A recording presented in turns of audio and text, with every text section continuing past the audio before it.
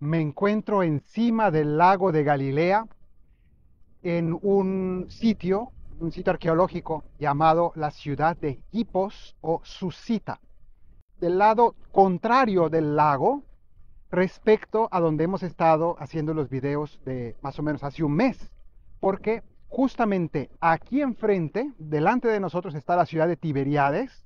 Enseguida, después de la ciudad de Tiberíades, está la ciudad de Magdala, una ciudad también judía, una ciudad sacerdotal judía. Y después de Magdala, como unos 10 kilómetros después, está Cafarnaúm. Y después, ya al norte del lago, está Betsaida, que es el lugar donde nacieron algunos de los apóstoles, entre ellos Pedro y Andrés. Pero ya este lado del lago ya no era parte de la zona judía. Los judíos no venían de este lado. Era una zona de cultura pagana, unas ciudades de tipo griego o grecorromano, cultura grecorromana.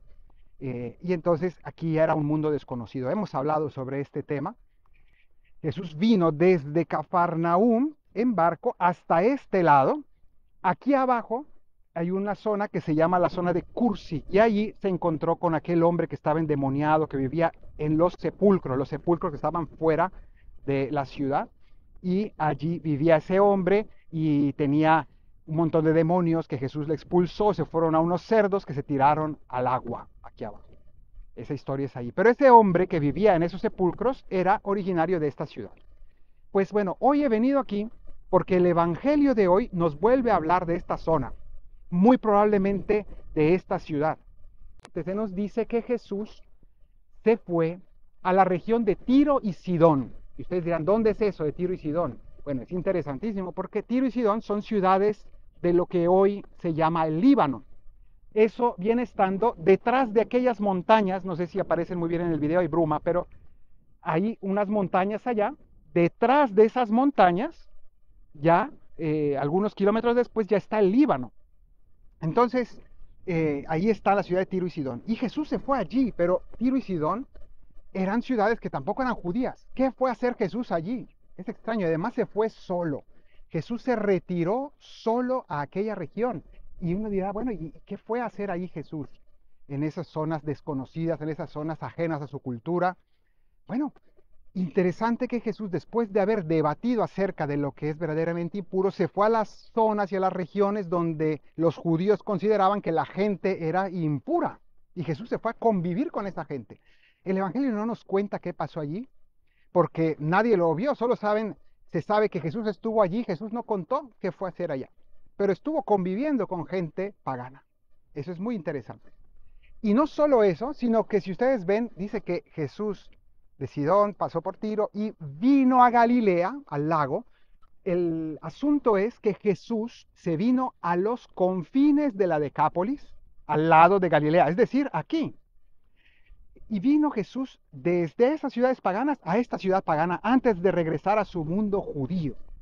¿Qué estaría haciendo Jesús? Estaba él teniendo un contacto más profundo con los paganos, replanteando muchas cosas, ¿no? De hecho, también en los otros evangelios se nos va a decir que en ese trayecto va a haber también el encuentro con la mujer sirofenicia, es decir, otra mujer de Siria, ¿no? Y también de cultura grecorromana, y Jesús va a tener una serie de experiencias con los paganos que resultarán positivas, ¿no?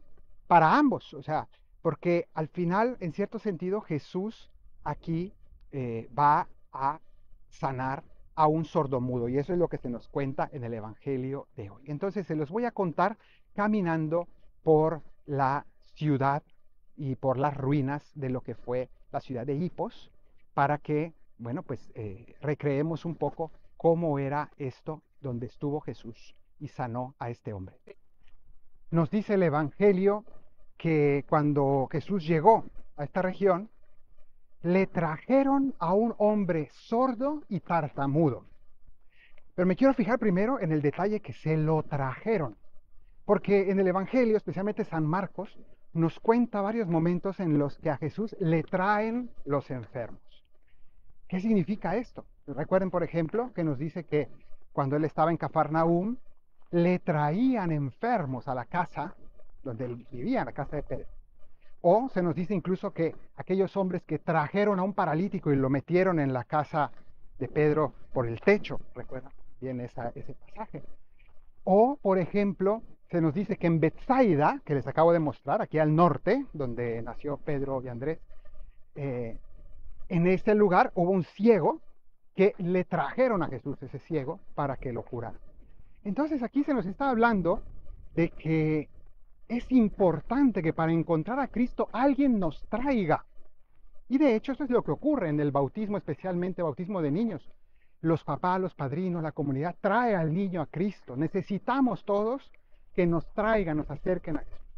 Y ahora que hablo del bautismo y que menciono el bautismo, es importante en este pasaje porque el rito del bautismo incluye un rito llamado el efetá, que ahora vamos a mencionar. Es decir, esta curación que ocurrió en este lugar, pues es parte de ese rito. Y ahora vamos a ver, porque todos nosotros estamos representados en este hombre que es sordo y mudo. ¿Por qué? Porque, o tartamudo, porque eso es lo que dice aquí, un hombre que hablaba con dificultad, balbuceaba. ¿Por qué estamos representados allí? Porque somos nosotros los que no somos capaces de escuchar la voz de Dios y no somos capaces de hablar con Dios. ¿Cuánto nos cuesta orar?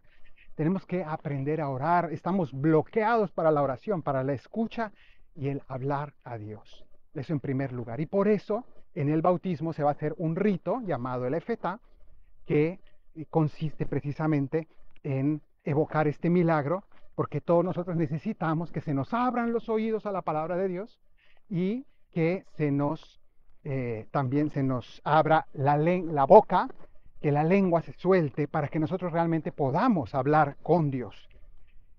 Y no solamente necesitamos escuchar a Dios y hablar con Dios, eso en primer lugar, pero también escuchar al prójimo y hablar, comunicarnos con el prójimo.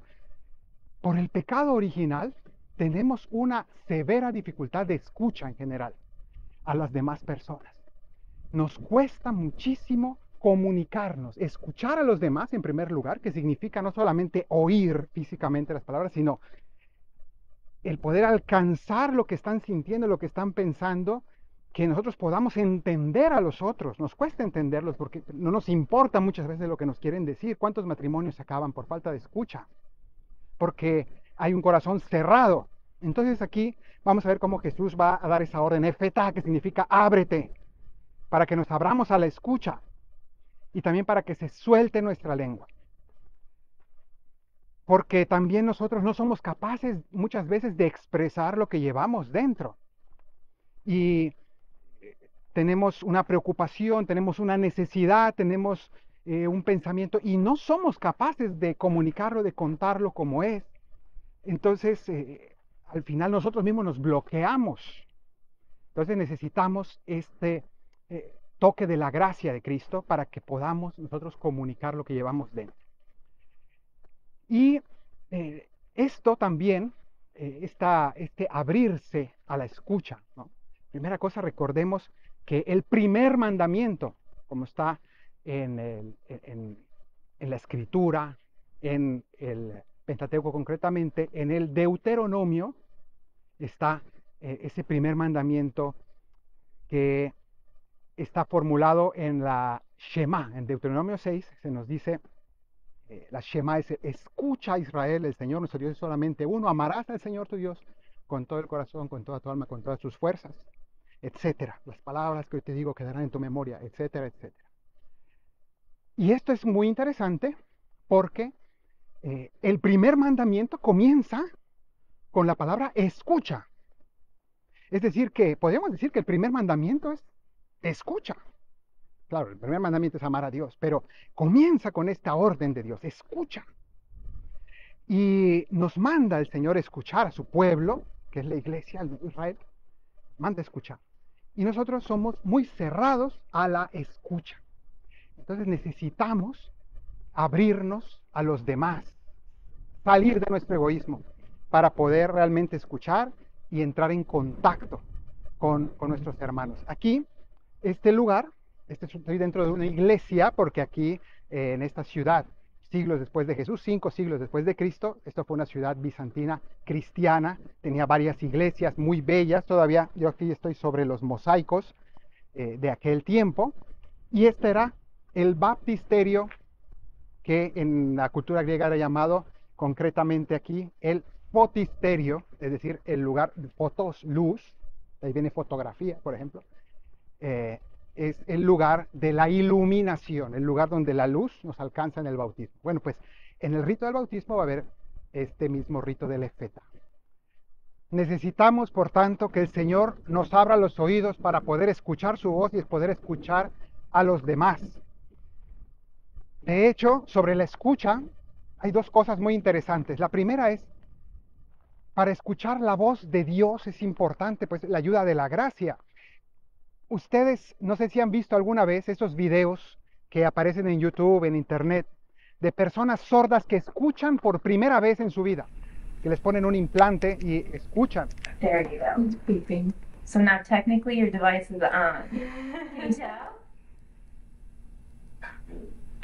Oh, that's exciting.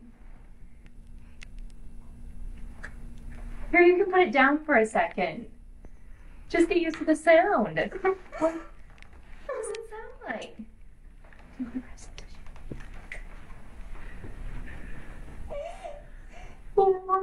La emoción que sienten esas personas es enorme, es algo precioso. Y esas personas lloran de emoción por la que es la primera vez en su vida que oyen. Y si ustedes van a un retiro de conversión y ven personas que por primera vez en su vida escuchan la voz de Dios en su interior, tienen exactamente la misma reacción. Lloran de la misma emoción, ríen, tienen una experiencia que les cambia la vida. Es muy parecido, ¿no? Porque en el fondo es lo mismo, es oír por primera vez, es una experiencia tremenda.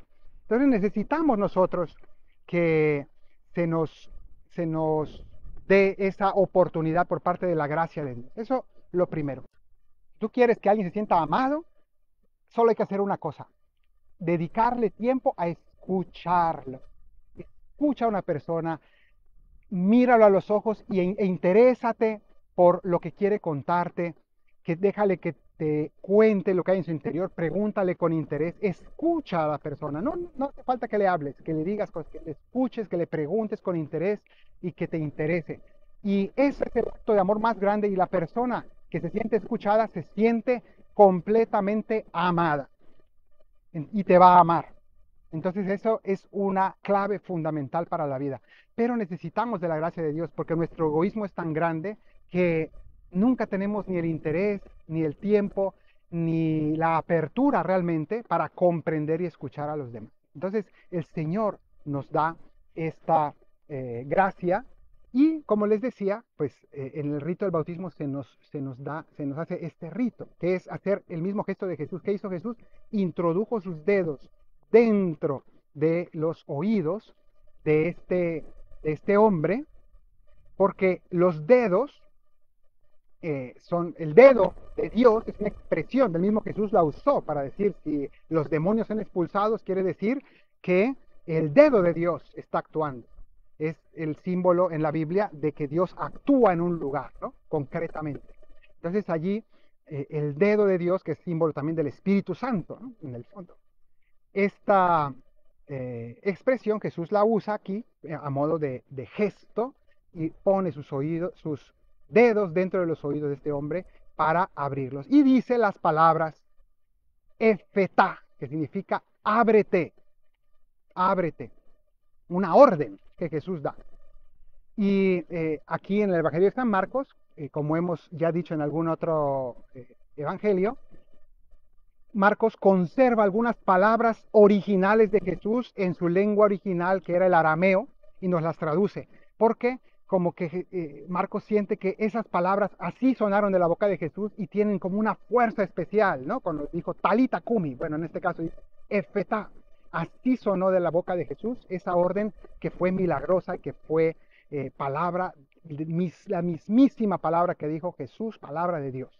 Entonces, dice esta palabra y se abren los oídos. En el bautismo al niño se le ponen también los oídos los dedos en los oídos del sacerdote y después también bendice su boca para pedirle al Señor que abra sus oídos interiores y su corazón para poder hablar, para poder expresarse. Y ese fue lo segundo que hizo Jesús después de eso. Luego Jesús tuvo un gesto o realizó un gesto muy extraño, porque lo que hizo fue que tomó de su propia saliva y la aplicó en la lengua de aquel tartamudo, este hombre que no era capaz de hablar con normalidad. ¿Por qué la saliva?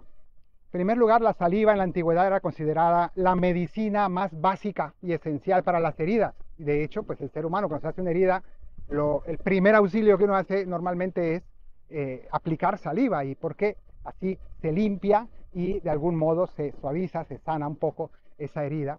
Entonces, tiene una connotación medicinal, pero también la saliva de Jesús representa la palabra de Dios. Y aquí nos está diciendo una clave, que es que para aprender a orar, para soltar nuestra lengua en la oración y aprender a hablar con Dios, necesitamos usar las palabras mismas de Dios. Dios mismo nos da su palabra. La iglesia, ¿con qué reza todos los días? La oración oficial de la iglesia son los salmos en la liturgia de las horas. Palabra de Dios, y nosotros usamos esa misma palabra de Dios para orar y aprendemos a orar con ella. La palabra de Dios nos enseña a orar.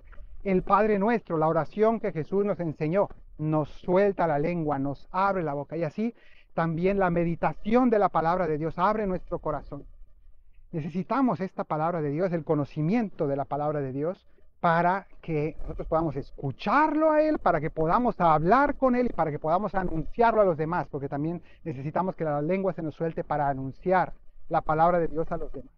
Entonces, eso es a través de la medicina más grande, que es la palabra misma de Dios. Que el Señor te bendiga desde Sion, el que hizo cielo y tierra, en el nombre del Padre y del Hijo y del Espíritu Santo. Amén.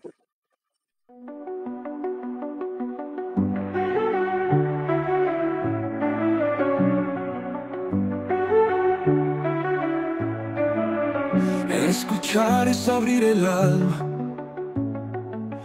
permitir que resuene dentro el clamor que viene a mi encuentro, la voz de aquel que me llama, comprender lo que me comparte y vibrar con sus emociones, entender todas sus razones y acoger a quien busca expresarse. Escucha, Israel, escucha, no endurezcas tu corazón. Ojalá escuches hoy su voz, deja que Dios te seduzca. Efectuable tus oídos y que tu lengua se suelte para darle alabanza siempre y percibir el sonido de su palabra y su voz, que es espada de dos filos. No seas sordo al latido, deja que hiera tu corazón.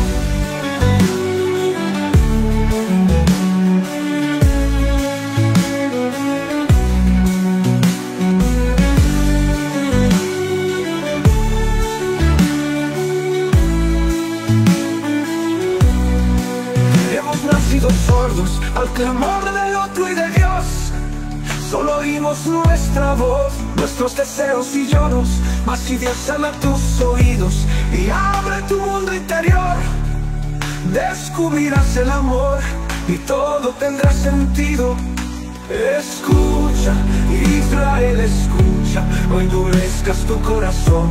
Ojalá escuches hoy su voz, deja que Dios te seduzca. Efectuable tus oídos y que tu lengua se suelte para darle alabanza siempre y percibir el sonido de su palabra y su voz.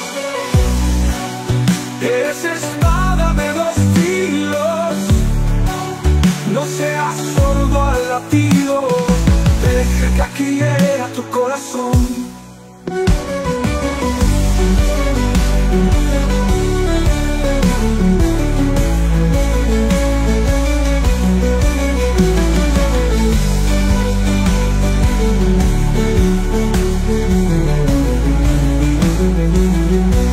El lenguaje del amor es salir al encuentro de lo que alguien lleva dentro y acogerlo en mi interior, poner los ojos y oídos en qué piensa y en qué siente, preguntar, buscar entenderle y que impacte en mis sentidos. Escucha, Israel, escucha, no endurezcas tu corazón, ojalá escuches hoy su voz, deja que Dios te seduzca, enfrentame tus oídos y que tu lengua se suelte para dar